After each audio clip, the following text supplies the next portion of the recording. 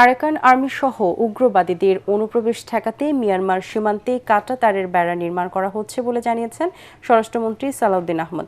তবে ভারত সীমান্তে এখনই কাঁটাতারের বেড়া দেওয়া হচ্ছে না জানিয়ে তিনি বলেন, ভারত থেকে সীমান্ত দিয়ে কাউকে পুশ ইন করতে দেওয়া হয়নি। শহীদ প্রেসিডেন্ট জিয়াউর রহমানের খুনি মুজাফফরের সেনা আইনেই বিচার হবে বলেও জানান স্বরাষ্ট্রমন্ত্রী। GM তসলিমের রিপোর্ট। ভারতের পশ্চিমবঙ্গে বিজেপি সরকার গঠনের পর নতুন করে আলোচনায় আসে পুশিন।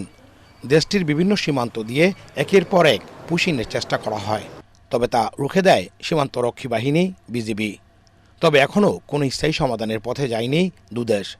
এমন পরিস্থিতির মধ্যে বিজেপি সদর দফতর পরিদর্শনে আসেন স্বরাষ্ট্রমন্ত্রী।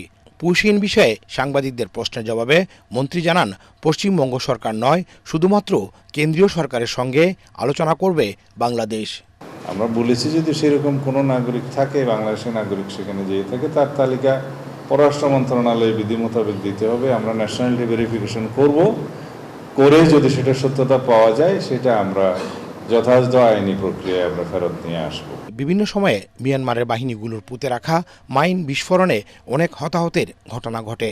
এমন পরিস্থিতিতে মিয়ানমার সীমান্তে কাঁটাতারের বেড়া নির্মাণ করছে বাংলাদেশ। আরাকান আর্মির সাথে মায়ানমার সরকারের মিলিটারির সাথে একটা যুদ্ধ অবস্থা সবসময় বিরাজ করছে। তাদের অভ্যন্তরীণ অনেক সময় অনেক সংঘর্ষ হয়, যার এটা স্পিল ওভার হয়ে আমাদের এখানে আসে। সঠিক প্যাড আর সঠিক তথ্য দিয়ে এসব সামলে নিব এক হয়ে। Monalisa sanitary napkin. এদিকে শহীদ প্রেসিডেন্ট জিয়াউর রহমান হত্যাকাণ্ডের সাথে জড়িত সাবেক মেজর মুজাফফরের বিচার সেনা আইনেই হবে বলে জানান স্বরাষ্ট্রমন্ত্রী। পলাতক ছিলেন তিনি, এখন তাকে ধরা হয়েছে এবং আমরা সেনাবাহিনীর কাছে হস্তান্তর করেছি।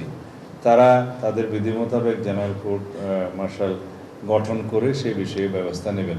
সীমান্তে মাদক ও অবৈধ অনুপ্রবেশ রোধের পাশাপাশি জাতীয় নিরাপত্তাকে অগ্রাধিকার দিয়ে সীমান্তরক্ষী বাহিনীকে আধুনিক করার প্রতিশ্রুতি দিয়েছে সরকার।